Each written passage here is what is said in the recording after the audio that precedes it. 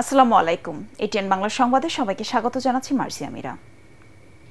বাংলাদেশের নির্বাচন নিয়ে কোনো পক্ষকে চাপ দেবে না ইউরোপীয় ইউনিয়ন। কখন অনুষ্ঠিত হবে তা নির্ধারণ করবে এদেশের জনগণ।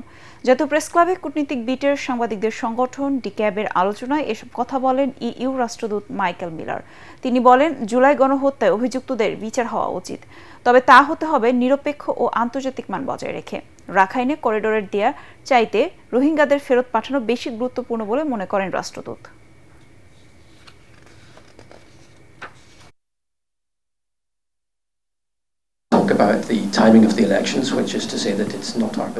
দেখুন, বাংলাদেশ একটা পরিবর্তিত পরিস্থিতির মধ্য দিয়ে যাচ্ছে।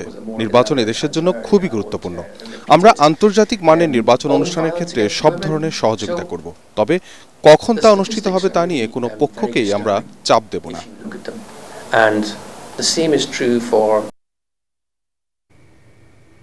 একটি অবাধ, সুষ্ঠু, নিরপেক্ষ নির্বাচন করতে নির্বাচন কমিশন প্রতিজ্ঞাবদ্ধ বলে মন্তব্য করেছেন প্রধান নির্বাচন কমিশনার এএমএম নাসির উদ্দিন। তিনি বলেছেন, এবার আর দিনের ভোটে রাতে হওয়ার কোনো সুযোগ নেই। নির্বাচন কমিশন কোনো রাজনৈতিক বিতর্কেও জড়াবে না বলে জানায় সিইসি। ময়মনসিংহের নির্বাচন কর্মকর্তাদের সঙ্গে মতবিনিময় সভায় তিনি এসব কথা বলেন। এ সময় তিনি জানান, ঢাকার দক্ষিণ সিটি মেয়র ইশরাক হোসেনকে শপথের দায়িত্ব স্থানীয় সরকার মন্ত্রণালয়ের। এ বিষয়ে নির্বাচন কমিশনের কিছু করার নেই। সবাই ময়মনসিংহ অঞ্চলের জামালপুর, শেরপুর, নেত্রকোনা, টাঙ্গাইল ও কিশোরগঞ্জ জেলা ও সকল উপজেলার নির্বাচন কর্মকর্তারা অংশ নেন। স্থানীয় সরকার ভার্সাস এই ডিবেটটা আগেও ছিল, পলিটিক্যাল লেভেলে এটা ডিবেট আছে। ওনাদের মাত্র সংস্কার কমিশনের রিপোর্ট দিল, এগুলোর কনসেনসাস হবে, আইন কানুন চেঞ্জ হবে। এটা আমার কাছে মনে হচ্ছে না এটা অনেক সময় সাপেক্ষ ব্যাপার। এটাতে স্থানীয় সরকার মন্ত্রণালয় ভালো বলতে পারবে, কারণ এটা তো ওনারা রিকোয়েস্ট করলে তখন ওনারা যখন তৈরি হবে, সব কিছু আইন কানুন চেঞ্জ করে যখন তৈরি হবে, রেডি হবে, তখন আমাদেরকে অনুরোধ করলে আমরা সেটা দেখব। কিন্তু আপাতত আমরা তো সংসদ নির্বাচন নিয়েই প্রস্তুতি চলছে আমাদের। বরিশাল সিটি কর্পোরেশনের মেয়র ঘোষণার দাবিতে ইসলামী আন্দোলন বাংলাদেশের সিনিয়র নায়েবে আমির মুফতি সৈয়দ মোহাম্মদ ফয়জুল করিমের করা মামলার আবেদন খারিজ করে দিয়েছে আদালত। দুপুরে শুনানি শেষে নির্বাচনী ট্রাইব্যুনালের বিচারক ও সিনিয়র সহকারী জজ হাসিবুল হাসান এ আদেশ দেন। ফয়জুল করিমের আইনজীবী শেখ আবদুল্লাহ নাসির জানান, ঘটনার পর বহুদিন পার হওয়ায় মামলাটি গ্রহণের পর্যায়ে না থাকা সহ বিভিন্ন কারণ দেখিয়ে আবেদন খারিজ করে দেন আদালত। এ বিষয়ে উচ্চ আদালতে যাওয়ার কথা জানান আইনজীবীরা। গত 17 এপ্রিল মেয়র পদে বিজয়ী ঘোষণা করতে বরিশাল সিটি নির্বাচন ট্রাইব্যুনালে মামলার আবেদন করেন ইসলামী আন্দোলন বাংলাদেশের নায়েবে আমির মুফতি সৈয়দ মোহাম্মদ ফয়জুল করিম। আদালত আদেশ দিয়েছে, যেহেতু এই মামলাটি 645 দিন পরে দায়ের করা হয়েছে, সেই হিসেবে এটা 30 দিনের মধ্যে দায়ের করার বিধান ছিল।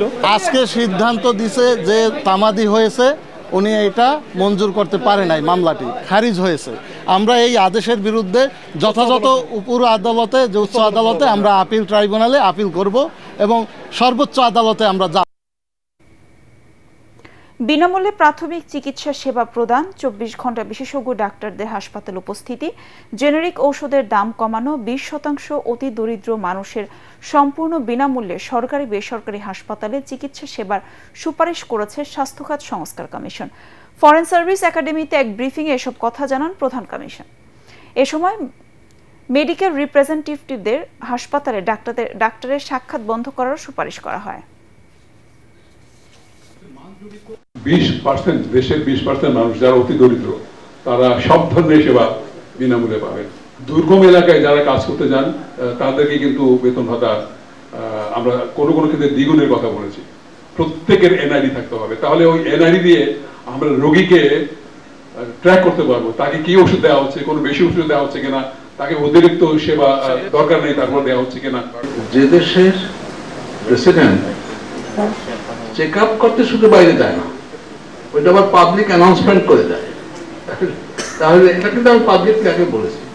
শুধু এই ব্যাপারে আপনারা কথাটা তুলবেন।